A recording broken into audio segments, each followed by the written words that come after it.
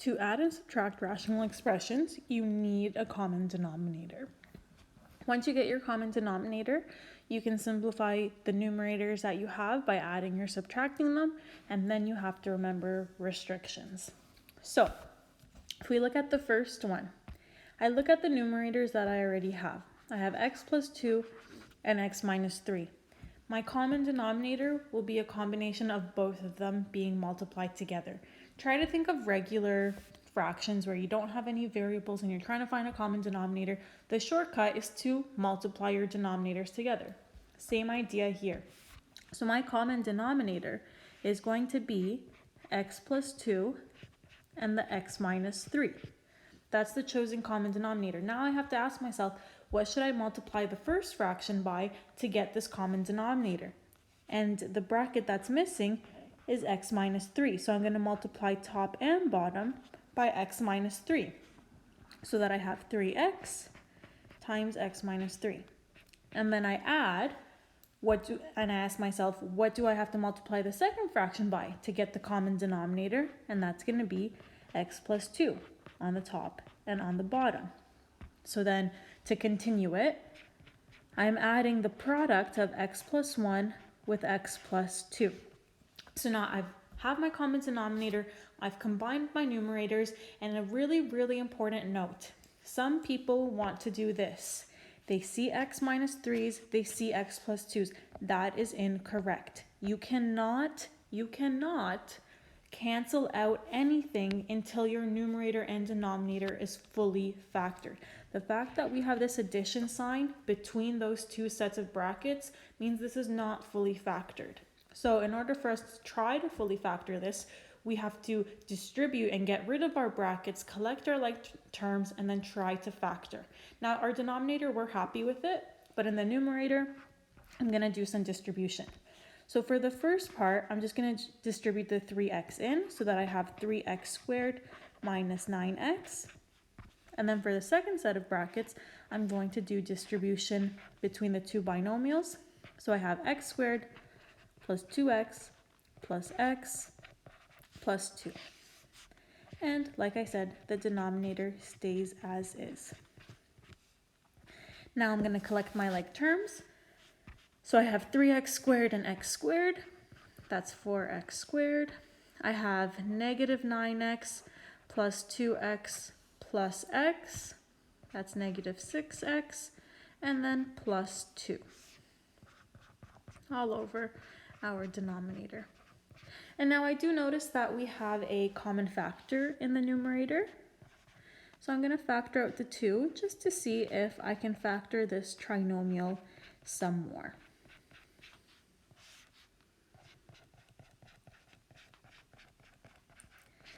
And now, for this trinomial in the numerator, I want to find two numbers that multiply to 2 and add up to negative 3. And we actually have magic numbers that work. And those magic numbers are negative 2 and negative 1. So we have 2x squared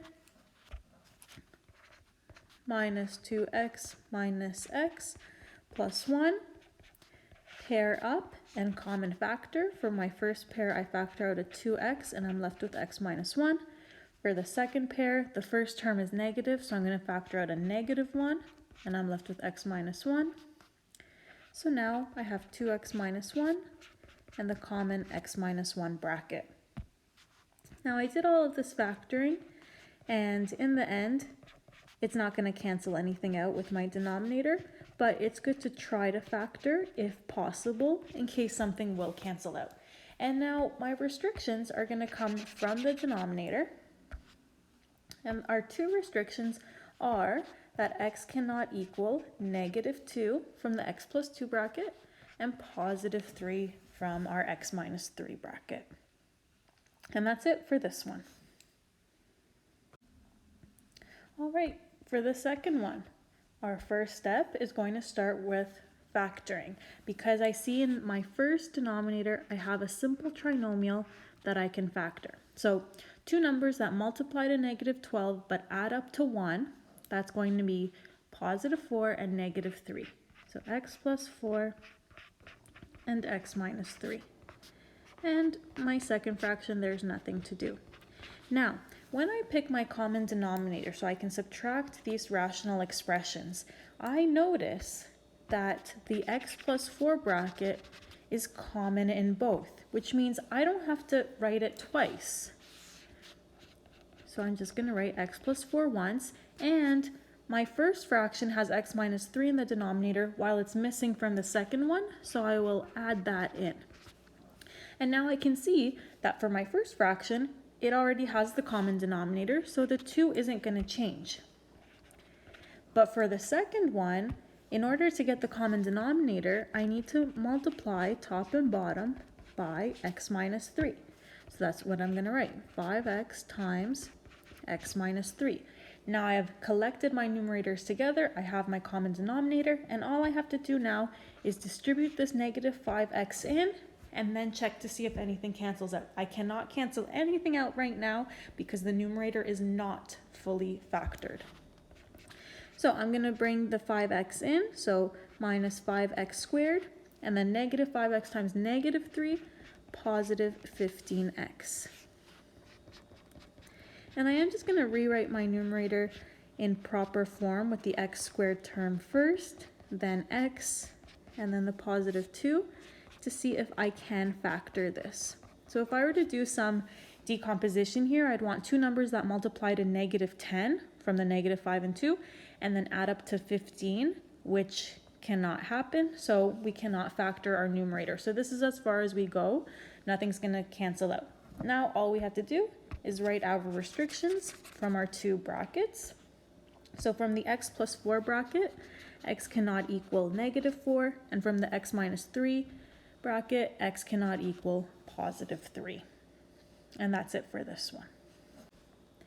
And now for our last example, both of our rational expressions are already factored, so we can jump straight to our common denominator. And when I look at my two denominators, I notice that x minus 4 is already common. So that will definitely be part of the common denominator. But then my first one has a 2x that the second fraction doesn't, and the second fraction has an x plus 4 that the first bracket is missing. So now we have to multiply both of our fractions by whatever bracket is missing. So for the first fraction, the x plus 4 bracket is missing, which means we're going to multiply top and bottom by x plus 4.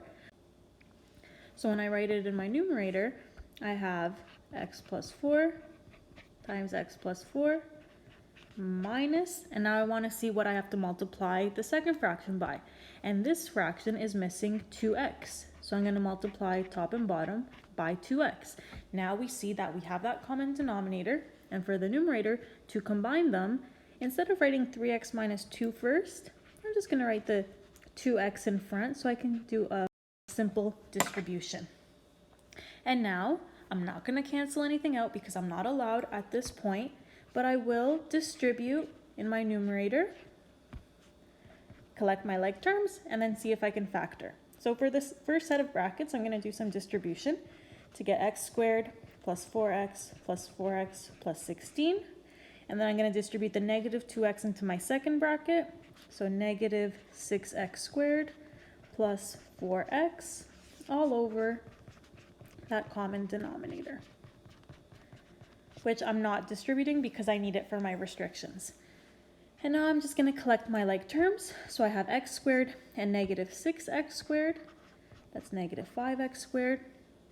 I have 4x plus 4x plus 4x. That's 12x's in total.